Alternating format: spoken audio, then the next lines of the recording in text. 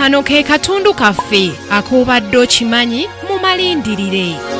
Buli nsi ebeera n'obuwangwa obwayo ebungereza abakyala abasoosowazibwa nnyo okusingira ddala ku baami. Si lwa nsonga nti n'abakyala yafuga, wabula kino kiri mu nnono. Kabaka bw'aba azadde omwana ow'obuwala nga gw'asoosezza, omulenzi ne bw'aba nga ye wookubiri, omuwala y'alya eŋŋoma, ekintu ekitali mu Buganda. Mu biseera jjajjaawe we yabeerera kabaka, Elizabeth yali waakusatu mu abo abaali balinze eŋŋoma era nga yali addirira kitaawe omuto Omulangira Edward ne kitaawe amuzaalira ddala Omulangira Albert Duke of York, oluvannyuma eyafuuka kabaka George owookuna. Newankubadde ng'okuzaalibwa kwa Elizabeth kwasanyukirwa bangi, teyasuubirwako kufuuka n'abakyala kubanga Omulangira w'e Wales yali akyali muto nga yali asuubirwa okuwasa azaaleyo n'abaana nga babiri.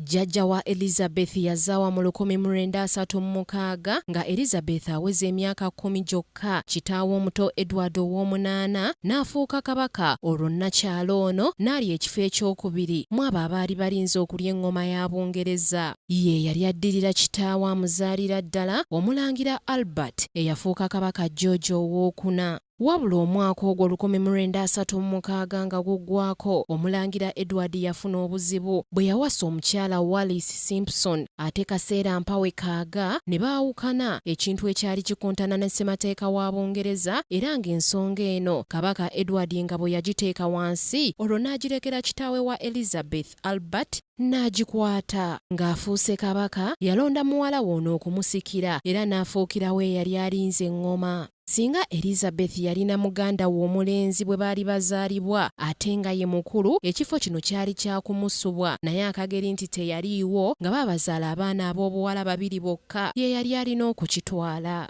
Obulamu kimuli kibeera kiramu nga bw'akavaako eddiba we buzibira nga kiwotose, ne kitaawe wa Elizabeth yatandika okumuteekerateekera obuyinza kubanga obulamu bwe bwali bwa yegeyege. Yatendekebwa okuyiga olulimi Olufalansa okusobola okutambula obulungi n'amawanga agoogera olulimi luno.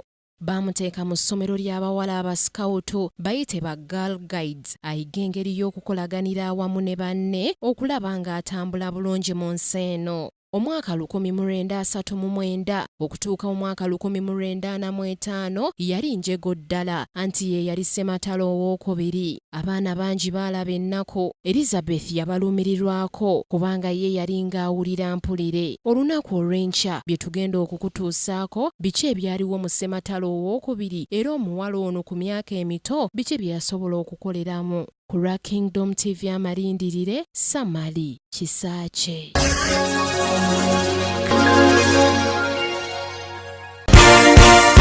This is Kingdom TV.